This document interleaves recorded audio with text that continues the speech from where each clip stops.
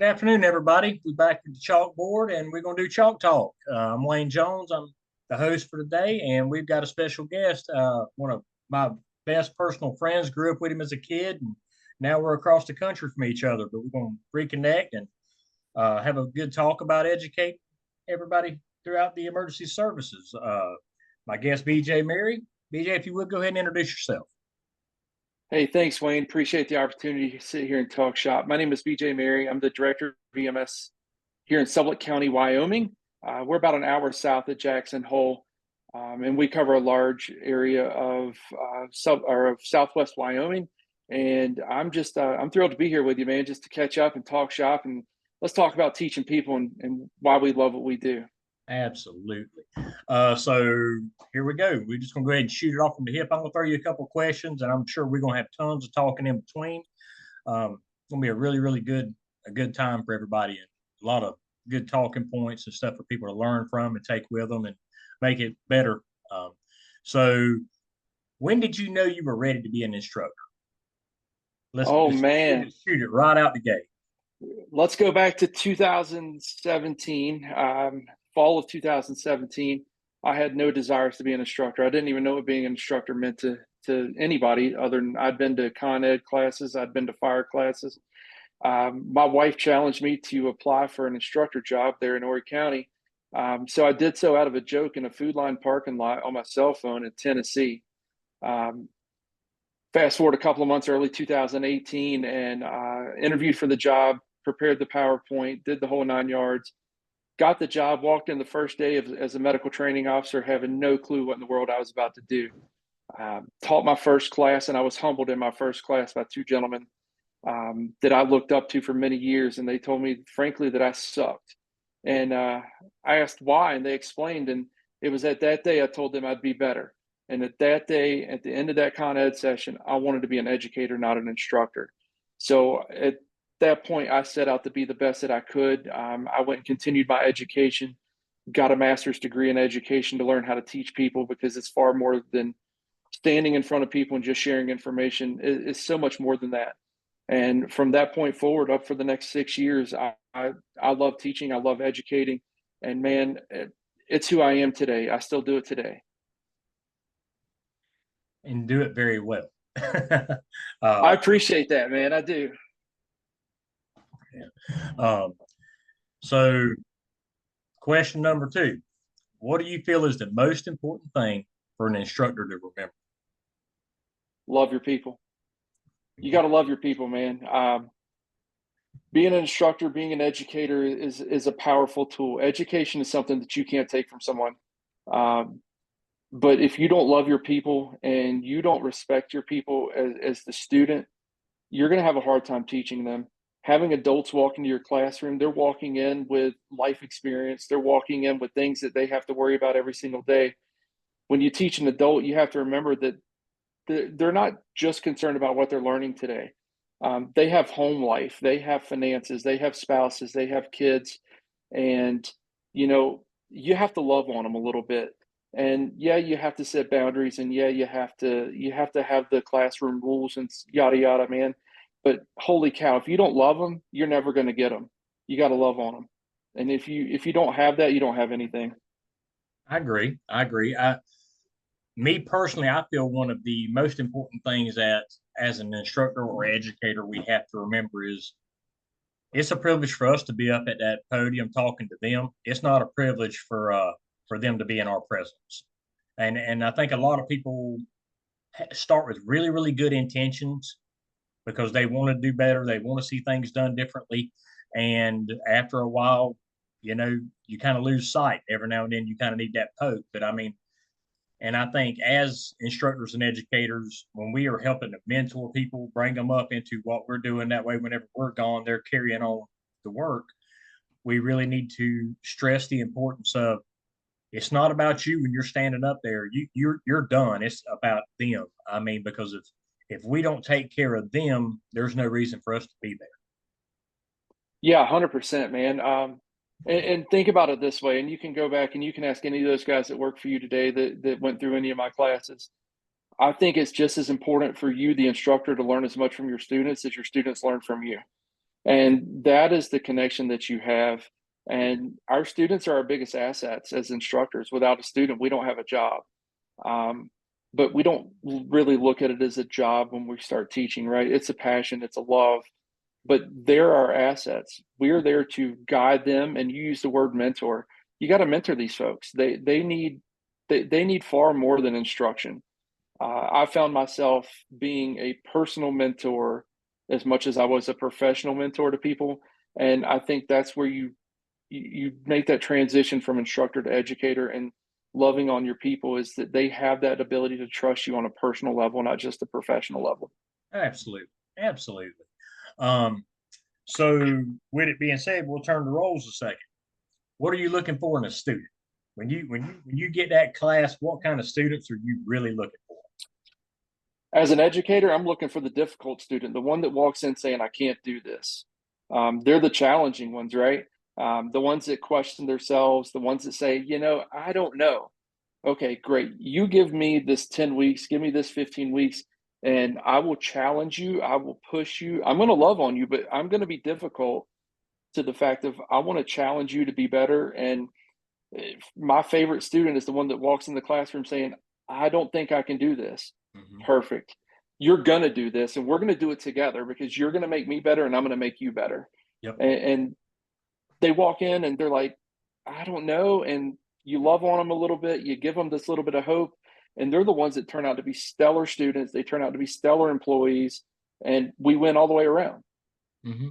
And then with that, a lot of times, we both had the same experience to where how much does it show how much of an impact you made on that one person? We deal with a lot of people, but when you make the impact on that one person for every and watching them go through their challenges and everything else, and when it was graduation day and they come up to you and say, Cap, I want you to pin my badge on me because if it weren't for you, I wouldn't be here. And it's like, man, you done all the work. I just helped, I paved the road for you to go. I mean, I kind of opened the map book, to kind of help you show how to get there, but you did the work. And they're like, absolutely not. I mean, it's like, and I'll say it now, I'll say it until the day I decide to go home. And then a long time after that, that is the pinnacle of my job is when I am asked to pin that badge on them.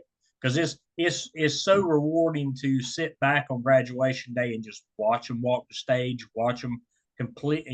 They've accomplished that first step of their career and what they've tried to go to obtain. But man, whenever they say, "Here's my badge, I want you to put it on me," I mean, it's like to me that is the most rewarding thing that has ever been as far by far in my career. I mean, it as an educator that makes you want to go that much harder to it's like that's when it's time to get greedy. I got that one, how many more can I get, how many more impacts can I make? I mean, and it's infectious because whenever you start going that hard, everybody else around you sees it, they want to be a part of it because they want that feeling you got, and it's like you end up with a winning team. I mean, and it's perception. We were talking about it the other night in class, and it was like you can take a good thing and turn it into a bad thing with just how you perceive it.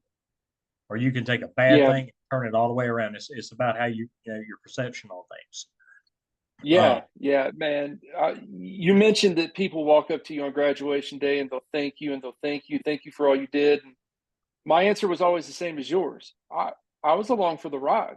Mm-hmm. Um, you did the hard work, and most of our students don't see that. When they have a good classroom and they have a well managed classroom, they don't see that they're doing the work. They're having fun just like you and I. Mm-hmm. And it's the students that aren't in a fortunate classroom that's well managed that really have to work hard.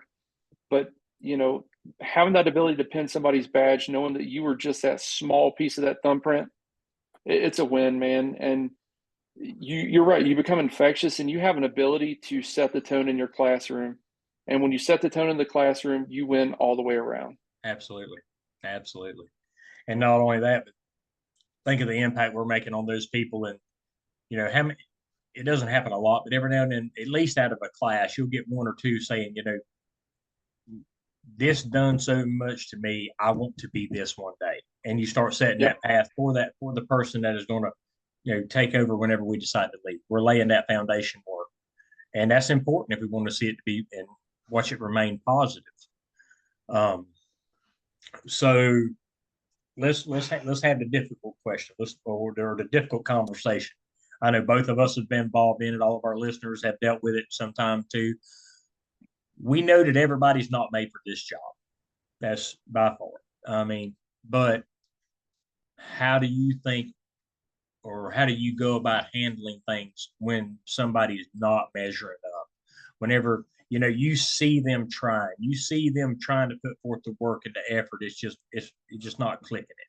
Because I mean, look, we can, if we don't honestly say this job is not for everybody, we would be lying to ourselves and everything else. I mean, but how do we as educators really see, not saying it's a lost cause, but when do we need to start having that mentorship, talking to people about other options other than what they're currently doing? Because Man, you're not kidding. You diving in deep, aren't you? yeah, I mean, I wanted Yeah. to do this today. I mean, I knew it was going to be challenging, but I mean, we, no matter what, even if they're not with us anymore, to me as a person, I still want to see that person succeed some way. I don't want to see them just bye. Sorry, didn't work out. I mean, they're still a person. I still want to see that person succeed in something. But I mean, Yeah. how do we go? How do you think we need to go about handling it? I mean, because or how long do we wait until we handle Yeah. Uh, the first thing here is you're right. Not everybody's cut out for the job. Um, it's not an easy job. It's not easy physically. It's not easy mentally. It's not easy academically. Um, and this is where you have the most powerful role as an instructor and educator, that you have to mentor them professionally and personally. it? Yeah, And you have to gain their trust. They have to love you. You have to love them, because sitting across from the table and saying, this isn't for you, means something to them. hmm, And is this their dream or is it not their dream? I taught long enough to tell you that there are people that get into it because they thought it was going to be cool. hmm, Um, and they succeeded. And then I taught a few people that came in, this is their dream. They're not cut out for this job. Um, you have to have the ability and you have to have the strength in yourself as the instructor to have that conversation. And you have to support them and mentor them outside of this profession too. How do yeah, you do that? My phone still rings today, 2,205 miles away from Horry County, hmm, of people that A, still work there that I taught or was a part of mentoring them, or B, don't work there any longer because they weren't cut out for the job, but they're doing other things. And it's, hey, I'm at this part in my life. I need to talk. And as an instructor, we have to talk to them on personal levels too. You need to get to know your people. And, this conversation is not easy, no, because we're talking about livelihoods now. Um, you know, whether they got into the job because they thought it was cool or whether they got into the job because it was their dream, we're taking away something from them when we tell them you're not meant for this. But hmm, the most powerful words you can say as an educator, as an instructor, and as a mentor is, I will be there for you. yeah, You know, my phone is on, my heart is open, and I don't have, this is the only job I've ever had, man. I've only been a fireman and a paramedic my whole life. But if you want to go be a plumber, I'll support you, I'll love you, and I'll give you some advice. It's not going to be plumbing advice, but I can give you some personal advice that I will help you out, man. And the second part of your question was when. hmm. When's the right time? I don't know. Is there a right time? Um, you I know, don't think there is. I mean, I think, in my opinion, it was kind of vague the way it was asked out. I mean, and I apologize for that, but no, no. no, I mean, but it's, in my opinion, the right time is before it gets too deep that they can't recover. There you go. I think that's probably the easiest way to look at it. We've got to, and the only way we're going to do that is from actually taking the time to learn our students and what makes them tick. There you go. And I'm gonna tell you, I'm gonna go back to 2018 when I first started teaching, and I in my first recruit class in that same building you're sitting in right now, on every break I would remove myself from the classroom and I'd hide in the office. Every lunch I'd hide in the office and remove myself from the classroom. And what was I learning about my people?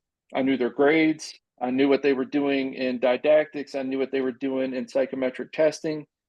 I didn't know who they were. They didn't know who I was. I kept a separation from my personal life and my professional life and theirs. And when I made that transition in 2019 and late 19 to say, I need to know my people better because that's what my mentors did with me. They got to know me on the personal level too. And, you got to get to know who they are. What are they doing at home? How is their life going? And that will guide you to know, okay, is this the right time? Are we 8 weeks into this 16-week program and I see that you're struggling, but you have the ability? Or do I see that you really aren't fit for this job? And you have to have that conversation. If they come back with that, I think I can do it. Okay, I'm going to support you, but know that I also have the belief that I think you may not be fit for this. So let's go another 2 weeks and try. But when you hit that terminal end, you got to have that conversation and say, listen, I know it hurts. I know it sucks, but there's other options, and I will continue to mentor you and guide you in those other options. Yep. I like that. I like that a lot. So, what do you think is the most important thing we can instill in our students? Oh, love and respect. Um, and they've got to respect themselves. They are servants of the people, Mhm. and they have got to realize that they are servants of the people and that they are taking care of people on what is most often the worst day of their life. Even if that's because they just fell on the ground and can't get up, they're having a crummy day and they need you. They called upon you and they expect excellence. And if you can't expect excellence of yourself, you need to find a new job. Um, Absolutely. being a servant is a powerful, powerful thing. Um, you chose to walk into this profession knowing what it was. And if you don't know what it is, ask somebody like you, Wayne Jones, or ask one of your peers over there in that training building of what is a servant in this profession and what does it mean to be a servant? And if Mhm. you can't get on board of that mission, I'm sorry. This is the time to have that hard conversation. This job's not for you. Yep. Absolutely. And I love that you stress that servant because I was actually talking to some friends the other day on a different podcast show, and I told them and stressed it real hard. I said that, a lot of people in our business have forgot that word public servant and that it's a privilege to be a public servant. And I always think about it, right before we had graduation time, I always play my little movies for them. And one of the biggest ones I play is I played a commencement speech from Dr. Rick Rigsby. And one of the things that I take out of that commitment speech, there's so many things you could take from that man and learn. But one of the biggest things is he made one comment. He said his daddy taught him, and it was, son, don't let your ego ever be bigger than your servant's towel. And that's deep. I mean, that little Yeah. simple thing is really deep. Yeah. And let me hit on something about servant leadership for a second because I just added the leadership part of this. If you got those bugles on your chest, whether they cross or not, you're still a servant. Absolutely. You serve the employee now. Hmm. Let me talk to the instructors. You're a servant leader too. You just don't serve the public anymore. You serve your students, and they expect the same excellence in servant leadership as the people you offered when you were working in the street. Hmm. So servant leadership doesn't go away. It starts the day you walk in the building when you sign the paper, and it doesn't go away until you sign the paper to retire. And leaders have got to remember that you are servants of the people. I don't get the chance to ride an ambulance every day. I've ridden an ambulance all of about 4 hours in the last year that I've been here, and that was because I had to. Um, my servant is now my employees, Hmm. and as an instructor working for Horry County, my servant was to my students. Hmm. And now, as an instructor, you now get to touch how many people once they leave your classroom. You're not touching one person now, you're touching all kinds of people. And how many So, people are it, they touching? bingo. Yep. You got to remember that because you progress in profession, the servant leadership doesn't go away. You still have customers, and your customers are now your people. So that servant thing, man, it's strong, bro. It's strong, and you can't forget it. My man's getting excited. He's swinging his hands around. Yo, man, you know me. I get into it. I get into it. Um, but that's a powerful thing, man. That you and I both have seen it over the years. People, as they progress in the profession, they forget that, and they forget who they're serving, and that makes the job hard. Remember who you're serving, and it's the people, whether it's the employee or the public. And I think, but what you just said, BJ, I think a lot of times that happens a little bit to everybody. It does, and every now Absolutely. we need, it's happened to me, it's happened to you, it's happened to Yep. tons and tons of people because we just get complacent, honestly. And Yeah. and sometimes we need that person that's got our back, that's helping us and looking after us, to give us that gut check every now and then to kind of hit the reset button. This is not what we're here for. And I mean, it's good sometimes to get that reset. I mean, uh, Yeah.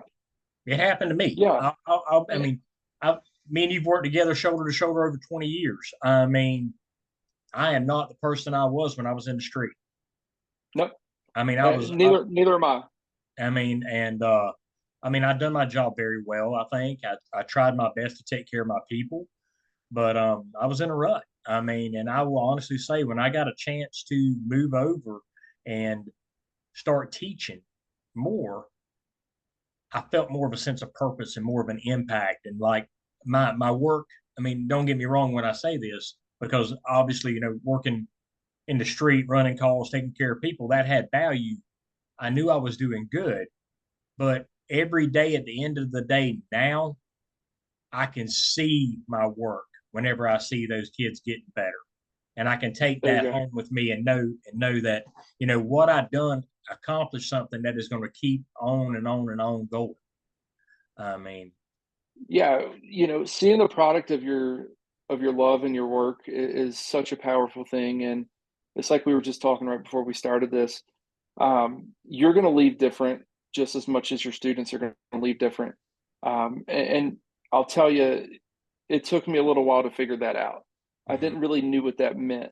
My paramedic instructor from years and years and years ago would always call us her children. And I never understood that until I opened up a little bit and realized that, you know, you have the ability as an instructor to be proud of your people.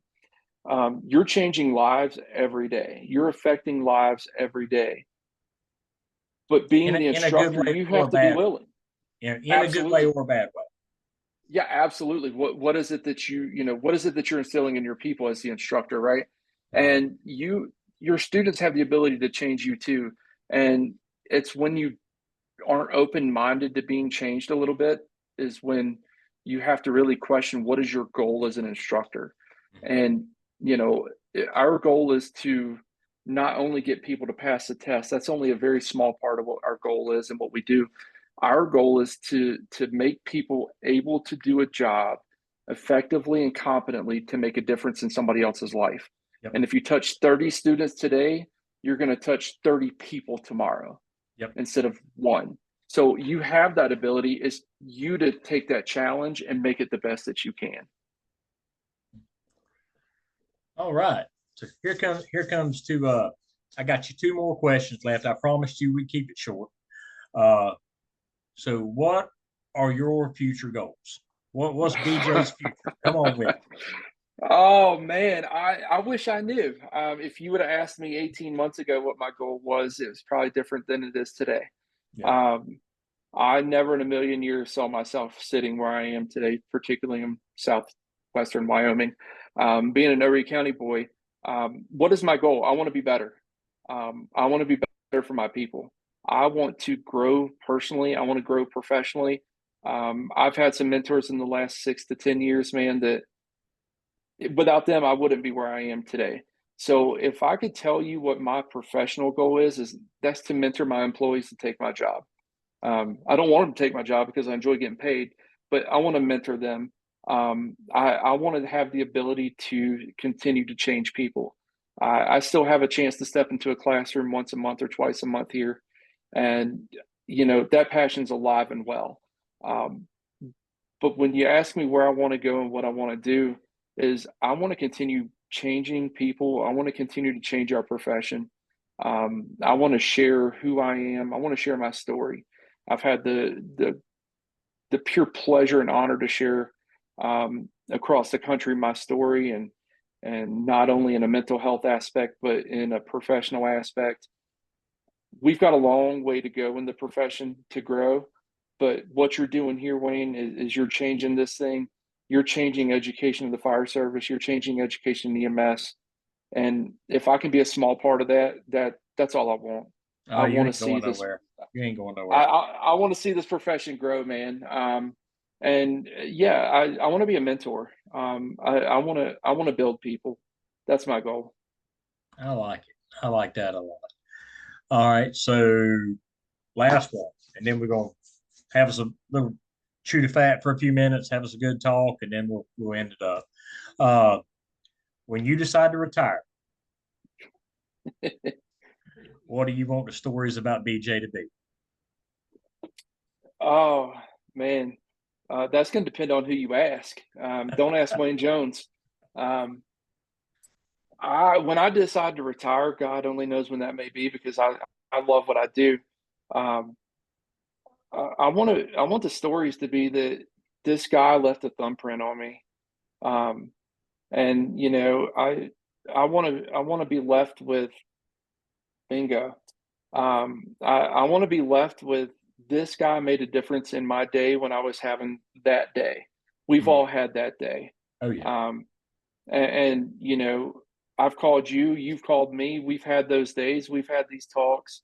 um, I just want to, I don't care if I'm known. I just want to be known by individuals that I made a lasting difference in their life. And if that's in an instructional manner, and there are some, man, there's some guys in the current paramedic class down there that who have texted me and said, "Man, you touched me. I am where I am because of you. I win. I win, man." Yeah, that's it. I just want to be I want to be remembered that I had the ability, and I took full effect of that ability. I agree with you. I mean, me personally, if I've got a student, if they say, man, this one guy didn't give up on me. He worked, he tried. He might have been a tailhole some. I mean, but he got his point across, and he would not let me do anything but succeed. That's it. I mean, whether if I'm known as a national speaker, if I'm on the circuit, whatever, that stuff will never be on the internet. Nobody across the country ever need that. But if that one person's like, he wouldn't give up. He made me successful because he made because he made me do the work. He would There you not go. let me give up on myself. And a lot of people don't understand sometimes as instructors and educators and everything else why we are as hard as we are on some of the students. They're like, "Oh, it's not a boot camp." Absolutely, in no way, shape, or form. But do we sometimes get kind of hard on some of our students? Sure, because we see something in them they don't see in themselves, and we will not let them waste it. And I feel really strongly about that. I'm not going to. I mean, Grandmama grew up in a depression. She was washing Ziploc bags. I mean, That's right. I'm Well, not. that goes back to knowing your people, man. Yeah, There's some that you can push and push and push. Um, I don't care that people remember me for, I've spoken on some of the biggest stages in the country. Don't really care. But if you hang a, left out of your office door right there, I sat right there on my knees having a hard conversation with somebody one day. Um, and he was the guy that was, I can't do this. I give up.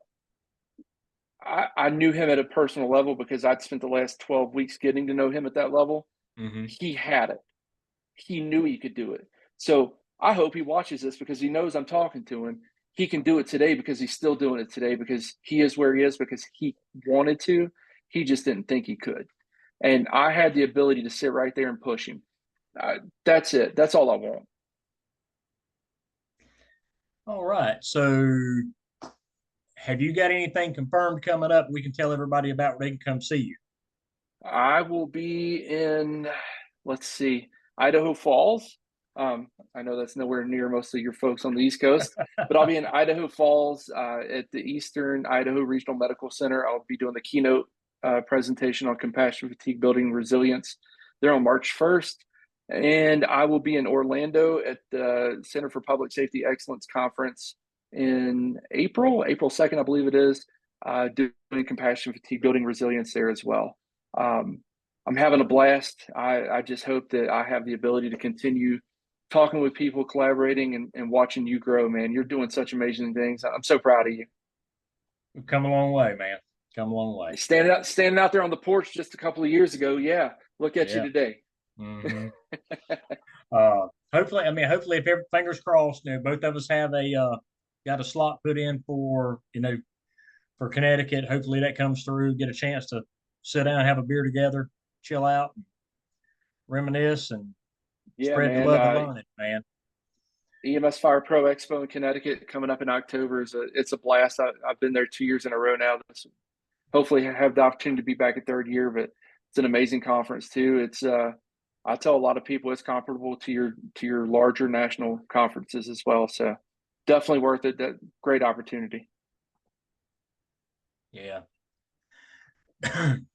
Well, BJ, I greatly appreciate you taking time to spend with me today and put something out for everybody to be able to kind of get inside the mind of a really great instructor.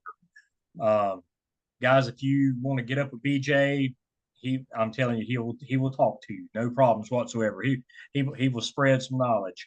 BJ, if you want to, just kind of give him your tag on how to get up with you, or Yeah.